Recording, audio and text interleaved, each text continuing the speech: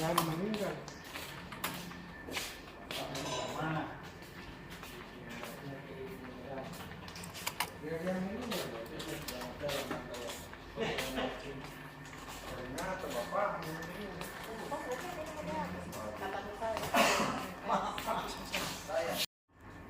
Assalamualaikum. Wow. Segar tak mau kau lihat. Iya. Hari apa nih Tribuners? Besok Kamis mi. Dari Kamis nih. Tanggal 3 Juni. Besok hari Jumat nih. Kamis. Hari Kamis nih, ini besok hari Jumat. Oh iya di besok Jumat di Padang. Hari Kamis nih. Gitu. Kita kan bahas medisi Kamis 3 Juni. Iya. Jadi Tribuners, kita hari ini membahas tentang Gubernur nonaktif Sulawesi Selatan. Lama dari sini didapat Jadi itu sudah berapa? 96 hari nih Kau dah. Sulawesi Selatan tidak memiliki gubernur definitif. Jadi gubernur Sulawesi Selatan sekarang masih dijabat oleh PLT. Sudah hari ke 96, hampir 100 hari. Deh. Padahal dulu kan Pak Nurdin Abdullah ini sudah punya program 100 hari apa segala macam. Iya. 100 hari, 95 hari. Dan dalam tempo 95 hari ini KPK terus menerus melakukan pendalaman kasus. Jadi berdasarkan catatan yang kita peroleh,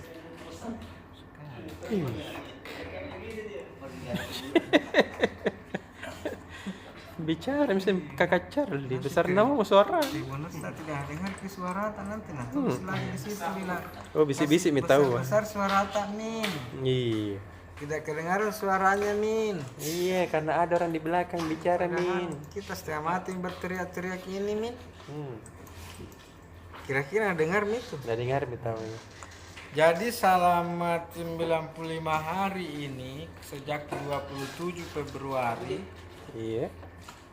KPK sudah memeriksa 75 saksi Dia banyak no. untuk kasus dugaan suap Gubernur Sulawesi Selatan.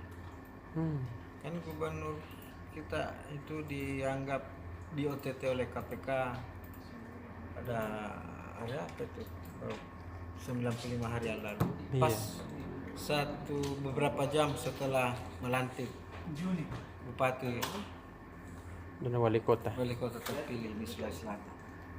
Nah, ini langsung dibawa dan sekarang KPK begitu beliau ditetapkan tersangka, KPK langsung mengumpulkan bukti, kesaksian, apa dan sebagainya, dan sampai kemarin sudah 75 orang yang diperiksa Banyak. sebagai saksi dan kebanyakan dari 75 orang itu adalah pengusaha, kontraktor, hampir 50-60% lebih kontraktor.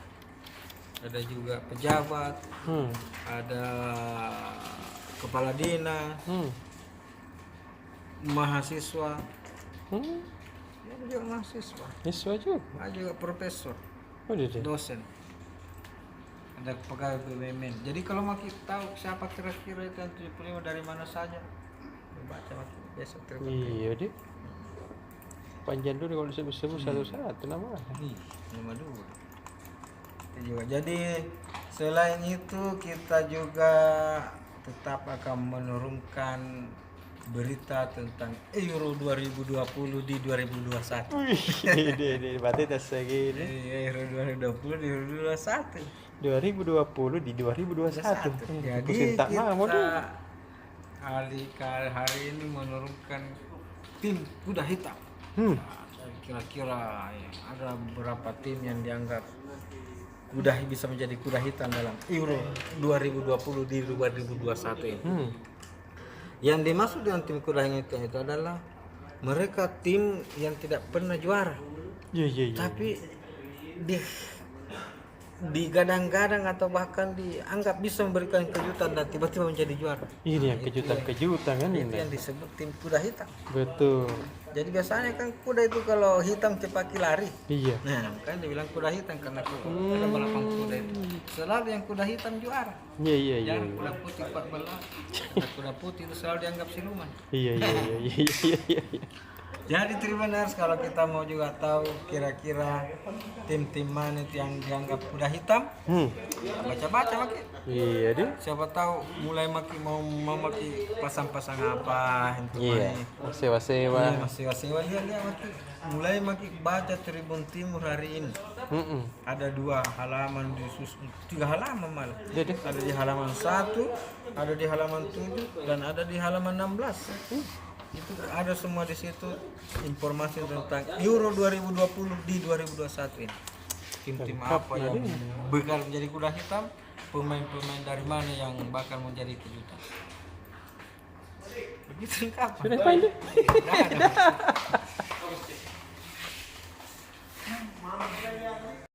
Serius sekali kakak ikut. Intinya masih saya mau dulu itu tuh. Saya mau dulu daripada Iya iya iya. Kenapa saya gitu sana? Dia ribut nama ama. Muka rekaman dulu sama Pak Presiden nih. Ribut nama ama dia. Dia lagi stres. Oh, kodong. Maklum lah korlip toh. Iya tahu. Tinggi tekanannya itu baru berapa hari putih merambunya. Udah dengar? Iya, udah dengar. Ya. Iya, telinga kiri gini. Sebelah kiri udah dengar. Kenapa tuh Pak Ocha? Pasti mau kita sekali apa beritaku besok. Iya, kan banyak nih masuk pesannya. Ekonomi dong. Banyak. Kira masuk pesan bakso 1 dong, nasi goreng 1. Dede. Jadi Kak Ocha besok ekonomi seperti biasa ada 3 halaman. Jago tadi. Oh iya, ada 3 halaman. Wartawan gue yang jago tahu. Sekarang cuma duduk-duduk jadi kantor. Iya. Duduk sambil mengomel, biasa. Mama. Mereka nanti ampun gara-gara diomel terus. Iya. Jadi Kak Ocha ini kita mulai di halaman otomotor ya, desa otomotor. Nah, otomotor itu besok ada salah satunya berita mobil keluaran Morris Garage. Kita tahu mobil MG. Iya. Baru kita saya tahu kayaknya, baru baca-baca. Bagus nih Mobil itu. dari Inggris itu Kak Ocha. Sama mobilku dulu tahun 80-an. Ada Bika? Masa? Siapa itu tadi? Bos. Bos. Apa kalau bos yang Iya, bicara? iya. Jadi ini mobil Morris Garage, dia meluncurkan yang terbaru, tipe paling tinggi, Iya. MG-HS, Morris Garage HS, tipe Magnify, canggih Kak Ocha, bisa dikontrol pakai aplikasi. Masa? Kasih Lewat nyala, handphone toh? Iya, kasih nyala mesinnya, Iya. terus bisa, mana tadi? Saya waktu ke Jakarta, di Jakarta kan tuh, di mati tidak ada orang-orang di rumah. Kok kasih nyala lewat handphone kok? Jemput gitu, Iya. jalan sendiri dong. Tidak. Saya kasih nyala gitu supaya ada ke mesinnya tuh. Jadi dia itu bisa kasih nyala AC pakai aplikasi, buka kunci pintu, Iya. terus melihat kondisi mobilnya, misalnya status tekanan dan dia juga bisa kayak kalau anda kita taruh di mana kendaraan tak, dia bisa juga dilihat di Iya. aplikasi. Canggih. Canggih sekali. Mobilku saya, deh. Kuncinya saya kunci zaman dulu. Kalau Yang tidak hilang, ada remote nah. kalau hilang ini di kalau hilang bawa ini. lagi pergi di anu. Tiba dulu pergi di tukang kunci. Sekodang. Tidak bisa, tidak ada aplikasi, baru-baru aplikasi metik saja enggak. Iya deh. Tapi nanti saya beli nih, mungkin berapa? Amin. Mungkin Harus ke. ya kita kasih nyala tinggal pakai aplikasi. Jadi kalau lobet HP mah lupa kunci. Nah, Cas lobet gitu. pergi. Terus ada juga berita soal aturan penggolongan SIM C yang resmi berlaku. Jadi kayak sekarang kan SIM C itu sudah tidak cuma satu SIM C. Ada SIM C, ada SIM C1 sama C2. Bedanya itu ya besarnya motornya, misalnya kayak 250 cc itu yang standar toh, di Iya. bawah 250 cc itu SIM C biasa Ji. Kalau 250 sampai 500 itu SIM C1, kalau di atas 500 cc itu SIM C2. Jadi kalau ada motor besar toh, Iya. nggak bisa pakai SIM C. Oh. Jadi kalau kita mau mau naik Harley itu yang biasa kita bawa ke sini, kita harus urus dulu SIM kalau tidak melanggar Ki. Oh, begitu deh. Begitu. Ya, bagus tuh tahu itu. Iya, karena kan beda mungkin kecakapannya ya, beda maksudku. Harus beda kemampuannya. Sama kayak orang Betul. bawa truk sama bawa mobil biasa kan beda. Makanya itu dibedakan juga SIM C. Itu mulai berlaku tapi masih tahap sosialisasi. Jadi jangan gitu bawa ke Harley kan. Iya deh. Karena SIM C. Setengah mati kayak jual parkir di sini. Kasih di rumah ya, kasih di atas di kantor, naik ke lift. Terus kita ke halaman bisnis. Iya. Halaman bisnis ini ada yang menarik. Di Makassar itu sudah ada sambungan internet dari PLN, Iconet namanya, Iconet. Bukan Iconet. Dia itu lebih murah dari yang sudah ada sekarang Kak. Untuk ini kan internet rumah, bukan internet HP. Dia unlimited 10 MB per second itu. Harganya 196.000. Ih, murah tadi. Oke, ini salah nih, ada salah juga. Nah, 10 MB. Dengan unlimited 10 Mbps 196.000. Nah, itu sudah ada banyak pelanggannya ternyata 5.000. Ini lebih mahal, lebih murah dari yang sudah ada sekarang. Iya. Nah, di halaman itu dijelaskan kenapa dia bisa murah, terus bagaimana caranya kalau mau dapat ini internet. Gitu Kak. Terus kalau di halaman yang paling susah nih, halaman finance, Iya. kita membahas soal aplikasi barunya Bank Sulselbar. Iya. Aplikasi Simpeda namanya. Dia itu mempermudah kalau orang mau bayar pajak. Jadi pakai Tahu, aplikasi itu lihat bagaimana pajak tak berapa PBB atau retribusi misalnya kayak kita mau bikin IMB, izin usaha, itu bisa dilihat dari aplikasi itu. Langsung di. Iya, Kauca. Di Pangkep, dia launchingnya di Pangkep loh, bukan di Makassar. Dia tahu.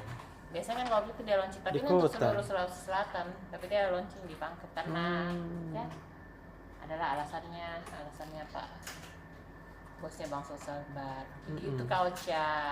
Sekarang ke Pak Polisi. Iya, Di. Selesai pagi deh. Tuh, udah deh. Jangan pakai baik-baiknya. Iya, Di, nanti ada baca. Udah ada bagus, nanti dengar saya cerita. Iya. Dah makin parah. Oke. Dadah. Polisi. Serius tak mau itu Pak Polisi. Belum selesai. Yang anu polisi itu yang biasa iya. Yang bisa satu ini. Ini apa? Untuk Makassar. Dia mau bangun PLT pembangkit listrik tenaga sampah PLTSA ya. Oh, mantap nih. Ini mau dibangun di TPA Tamangapa. Iya, Parleminto tahu itu. Ini alasannya Pak Dani Pomanto ini karena kondisi PLTA TPA Tamangapa iya sudah perlu banyak sekali sampah. Kami emang tiap hari bayangkan kok tidak sampai yang banyak. Itu dalam per hari itu di TPA itu sekitar 6.000 ton kubik. Iya.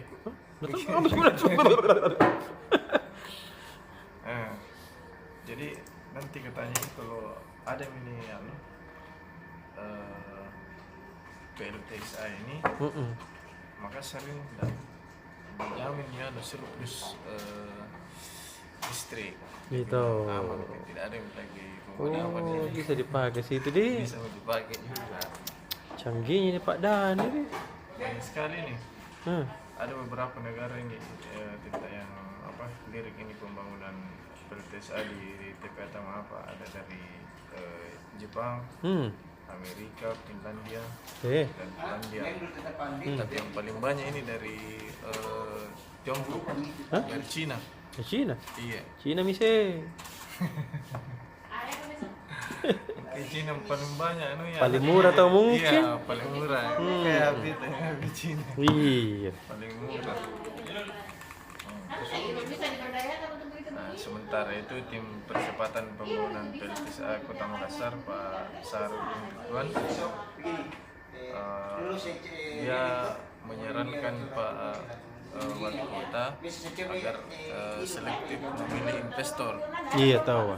Iya, jangan sampai maksudnya dia brand negara, brand negara asing, tapi langsung saja. Ini harus katanya dilihat dari backgroundnya, sudah berapa dia bangun PLTSA. Iya tahu. Jangan-jangan nanti ini salah kah? jadikan percuma. Iya tepat tol je. Bisa meledak ini. Aduh. Harus tahu dilihat dulu tanunya. Nah, terus tadi Tribuners, ini ada berita ledakan di Cafe Sagung. Mana mall Panakukang? Iya, di Pengayuman. Iya, kenapa itu? Nah, ini tadi dugaan sementara itu katanya ada ada kebocoran di selang regulator gas. Oh. Gasnya 5 kg.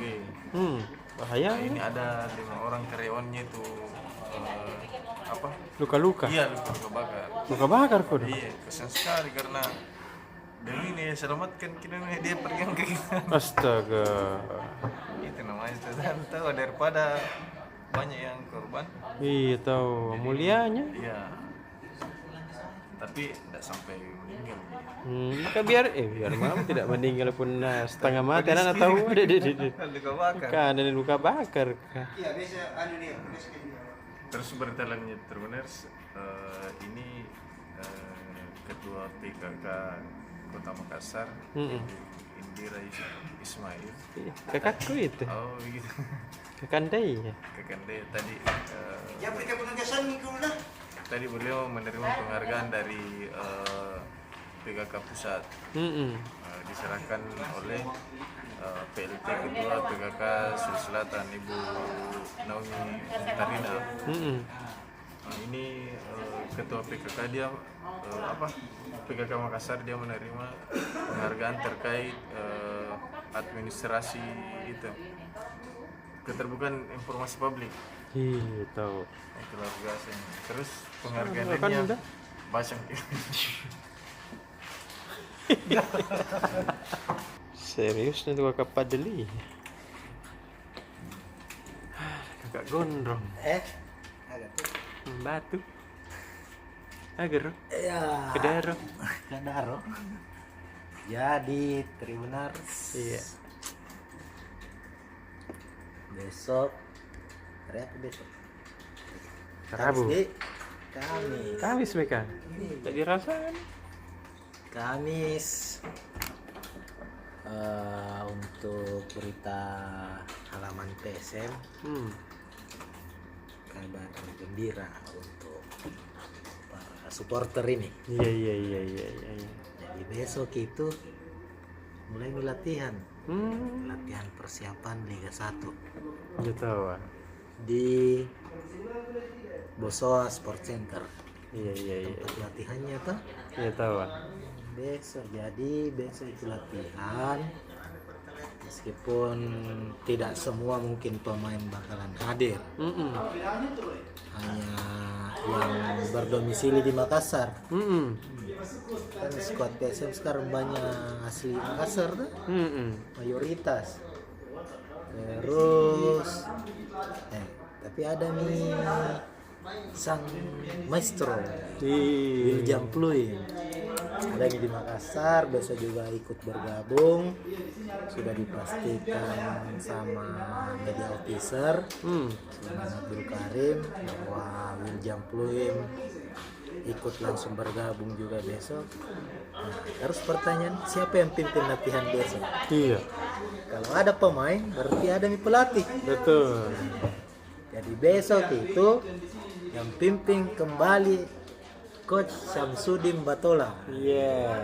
Kita belum tahu apakah Coach Syamsuddin Batola yang sukses membawa PSM juara 4 di Piala Menpora akan kembali bertindak sebagai pelatih kepala. Kita tunggu saja, tapi untuk besok masih dipercaya Iya. sebagai pemimpin, sebagai yang memimpin latihan. Itu mungkin Tribuners karena Liga 1 kan dimulai Juli? Ya kisaran pekan pertama atau pekan kedua Juli. Jadi persiapannya tinggal sebulan. Besok latihan dimulai. Nah, ini ada pesannya manajemen. Iya, apa tahu? Kan banyak ini rindu lihat aksi-aksinya pemain kan. Iya. PSM bisa saksikan latihan besok, tapi harus tetap utamakan protokol kesehatan. Iya, tahu. Jangan berkerumun, tetap pakai masker. Jangan sampai nanti dibubarkan ya. Karena lagi imbasnya kan SM tuh. Iya, kita tanya. Jadi ya yang mau nonton silahkan, tapi kalau bisa tidak usah nih, itu bisa Iya. disaksikan di Instagramnya atau di YouTube-nya PSM, di Tribun Timur juga bisa, Iya. karena besok itu bakal ada live report juga dari sana tuh, langsung bisa saksikan di YouTube-nya Tribun Timur. Iya. Begitu untuk PSM. Terus ini juga ada satu pemain, ini pemain muda ini, asal Makassar, temannya Snawe, tapi lagi kena musibah. Kenapa ya? Ini Nur Hidayat. Iya. Dicoret dari timnas. Koy. Ada nih di Dubai, Astaga, jadi pulang ya? pulangnya ada di Jakarta sekarang. Itu karena alasannya pelatih timnas Sintayong itu kurang disiplin. Oh, Ada banyak, katanya ada 3 faktor. Salah satunya itu sering telat ketika latihan, telat datang. Gitu, jadi ya. harus ku punya pengalaman ini, jadi kan ku pelajaran Jadi gitu. kan pelajarannya Masih gimana? muda jago lagi. Anak Makassar itu enggak begitu. Iya, saya waktu di bela timnas enggak begitu. Timnas apa dulu kita? Indonesia sepak bola. Iya, begitu. Orang latihan jam 7 datang, memang saya jam 4. Oh, wah, 3 jam sebelumnya. Bayangkan ku itu. Begitu Saya juga. bertahan saya ini 29 tahun di timnas. Deh, 29. Begitu, sama juga. Jadi Di mana kakak Narata? Fotograferku dulu dengan videograferku waktu di timnas ya. Apalagi Bagaimana waktu kita pergi di Spanyol dulu tuh? iya Kak, yang Waktu saya banyak perkuat dulu, terus itu. iya, waktu saya perkuat dulu di Piala Dunia Iya. di Korea dengan Jepang. Saksi. Luar biasa. Cepat. Tribuners juga pasti percaya tuh. Iya. Jadi ya sama sih pesan dari salah satu pemain senior, Kapten PSM Zulkifli, yang juga jadi langganan timnas dulu. Iya tahu, Pak. Ya harusnya sebagai pemain muda harus lebih banyak mendengar, harus Betul. lebih disiplin kalau karirnya mau panjang, apalagi di level timnas tidak gampang orang timnas. Banyak orang bersaing, ribuan. Kehidupanmu jadi bola aja. Begitu mungkin Nur Hidayat toh. Tribuners. Nah, semangat ku Nur Hidayat. Ya. Penting isi rindu baca. Terus apa lagi? Nah, untuk halaman kampus Iya. tadi sudah nih PSM, Universitas Hasanuddin Unhas kembali menggelar seleksi penerimaan dosen tetap non PNS. Iya deh. Jadi non PNS, Ada istilahnya dosen tetap non non PNS. PNS. Nih, ini tadi itu sudah seleksi kompetensi dasar nih. Iya. Jadi menurut sekretaris Universitas Hasanuddin itu hak-haknya sama aja antara dosen PNS dengan dosen tetap. Iya. Sama aja gajinya apa dan semacamnya. Yang daftar itu 225 orang. Ya mau diterima? Yang daftar Daftar. Mau Yang diterima? diterima. Satu aja. 25. Oh, saya kira satu. 25 yang diterima, jadi 1 banding 10. Iya. Jadi 1 orang harus menyingkirkan 10 orang. Kira-kira begitu. Jadi itu sudah SKD tadi. Setelah SKD ada lagi seleksi tahap selanjutnya, kompetensi bidang SKD. Ini menurut dari pihak Unhas, bukan kali ini saja dibuka pendaftaran, karena kan tiap tahunnya, bukan tiap tahun, hampir setiap saat masih dibuka prodi baru. Jadi butuh tenaga pengajar juga, semakin tahun semakin membutuhkan. Jadi berikutnya akan dibuka lagi setiap periodenya itu. Katanya jadi bagi kalian yang sudah lulus S2 dan S3 Iya. dia bisa mendaftar. Tunggu lihat perkembangan di webnya Unhas, karena bakal ada banyak penerimaan nanti setelah ini. Itu mungkin berita untuk kampus yang lainnya. Masih ada ada berita dari UNI, dari mana lagi tadi, UNM, Baca Midi. Baca Midi. Oke deh. Oke, Dah. udah.